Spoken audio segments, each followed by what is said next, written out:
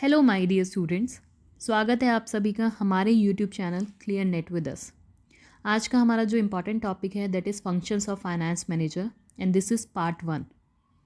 Previous जो हमारी videos available हैं वो अवेलेबल हैं on topic meaning of financial management, features of financial management, importance of financial management, approaches to financial management, जो हमने 2 part में डिस्कस की थी, traditional approach and modern approach.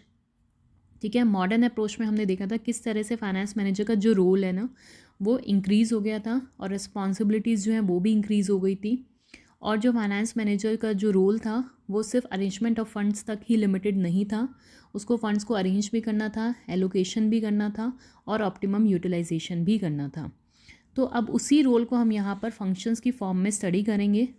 Part 1 है वीडियो का। प्रीवियस वीडियोज़ जो हैं आप एक बार देखिए सारी प्रीवियस वीडियोज़। चलिए आज की वीडियो की बात करते हैं। फाइनेंस मैनेजर जो है उसका क्योंकि रोल और रिस्पॉन्सिबिलिटीज़ इंक्रीज़ हो गई हैं तो उसको बहुत सारे फंक्शंस परफॉर्म करने पड़ते हैं for the management of fund से रिलेटेड। और जहाँ पर उसका ऑब्जेक्टिव होता है शेयर होल्डर्स की वेल्थ को मैक्सिमाइज़ करना। जो भी डिसीजन वो लेगा उसका मेन एम होगा शेयर होल्डर्स की वेल्थ को मैक्सिमाइजेशन। ठीक है, इसके ऊपर भी एक वीडियो अवेलेबल है, profit maximisation objective versus wealth maximisation objective. उसका भी लिंक आपको डिस्क्रिप्शन बॉक्स में मिलेगा। तो फंक्शंस को यहाँ पर 3 कैटेगरीज में डिवाइड किया है, managerial functions, operative functions and routine functions. Today's video में हम 2 फंक्शंस की बात करेंगे, managerial and routine functions. Part 2 में हम बात करेंगे ऑपरेटिव फंक्शंस की। और जो भी ये फंक्शंस हैं उसका एम क्या होना चाहिए कि जो भी आप डिसीजन ले रहे हैं वहाँ पे रिस्क कम होना चाहिए और मैक्सिमाइज़ किसकी वेल्थ को करना है, शेयर होल्डर्स की वेल्थ को, मतलब अर्निंग पर शेयर को आपको मैक्सिमाइज़ करना है। तो managerial functions, operative functions, routine functions, और एम क्या होना चाहिए, to minimise the risk and maximise the wealth of shareholders. यहाँ पर एक डायग्राम के फॉर्म में पहले मैंने बुलेट्स दे दिए हैं सबके।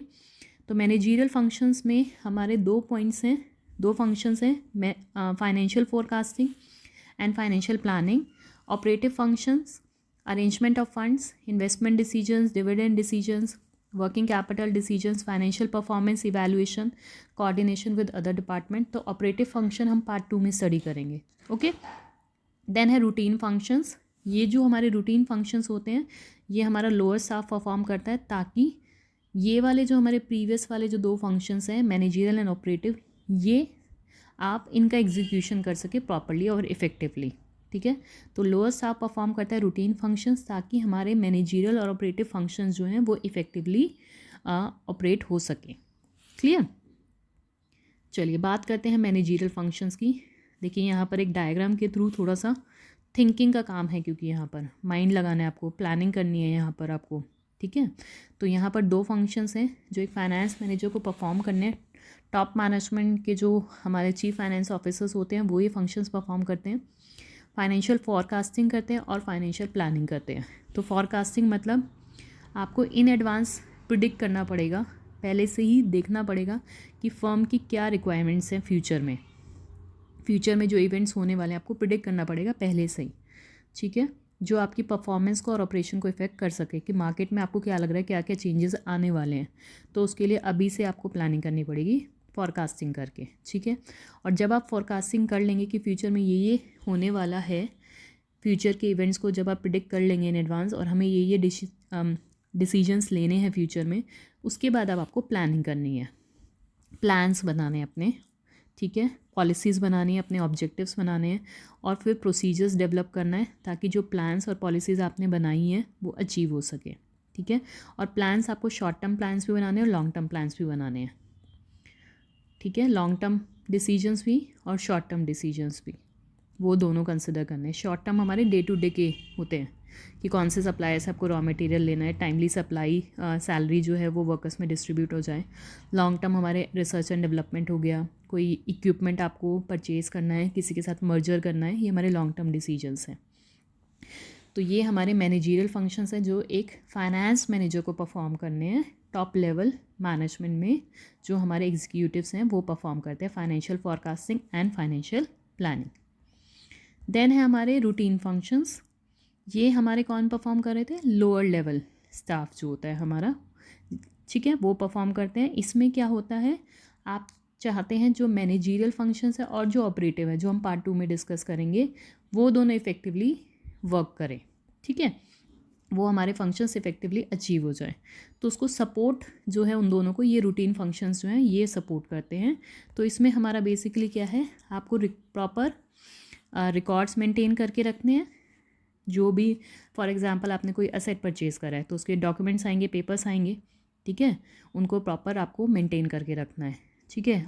ऑर्गेनाइजेशन में जो भी ट्रांजेक्शन्स हो रही हैं उनकी प्रॉपर रिकॉर्डिंग करके रखनी है।